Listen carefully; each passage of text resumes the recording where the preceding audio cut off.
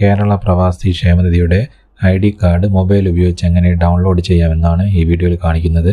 അതിനായി വീഡിയോ മുഴുവനായും കാണുക. ബ്രൗസർ ഓപ്പൺ ചെയ്ത് പ്രവാസി വെൽഫെയർ എന്ന് സെർച്ച് ചെയ്യുക.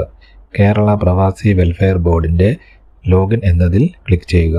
ഇവിടെ ലോഗിൻ സെലക്ട് ചെയ്ത് നിങ്ങളുടെ യൂസർ നെയിമും പാസ്വേഡും താഴെ കാണുന്ന ക്യാപ്ച കോഡും എൻ്റർ ചെയ്ത് ലോഗിൻ ക്ലിക്ക് ചെയ്യുക. ഇവിടെ മെമ്പർഷിപ്പ് ഡീറ്റെയിൽ കാണാൻ സാധിക്കും. ഇടതുവശത്ത് മുകളിലായി കാണുന്ന 3 ലൈനിൽ ക്ലിക്ക് ചെയ്യുമ്പോൾ താഴെയായി പ്രിൻ്റ് ID കാർഡ് എന്ന് കാണാം. അത് സെലക്ട് ചെയ്യുക. ഇവിടെ പ്രിൻ്റ് ID കാർഡിൽ ക്ലിക്ക് ചെയ്യുമ്പോൾ ID കാർഡ് ഓപ്പൺ ആയി വരും. ഇവിടെ മുകളിലുള്ള 3 ഡോട്ടിൽ ക്ലിക്ക് ചെയ്ത് താഴെ ഓപ്പൺ വിത്ത് എന്ന് കാണാം. അതിൽ ക്ലിക്ക് ചെയ്ത് ഡ്രൈവ് സെലക്ട് ചെയ്യുക. വീണ്ടും മുകളിലുള്ള 3 ഡോട്ടിൽ സെലക്ട് ചെയ്താൽ ഡൗൺലോഡ് എന്ന് കാണിക്കും. അതിൽ ക്ലിക്ക് ചെയ്യുമ്പോൾ ഡൗൺലോഡ് ആവുന്നതാണ്.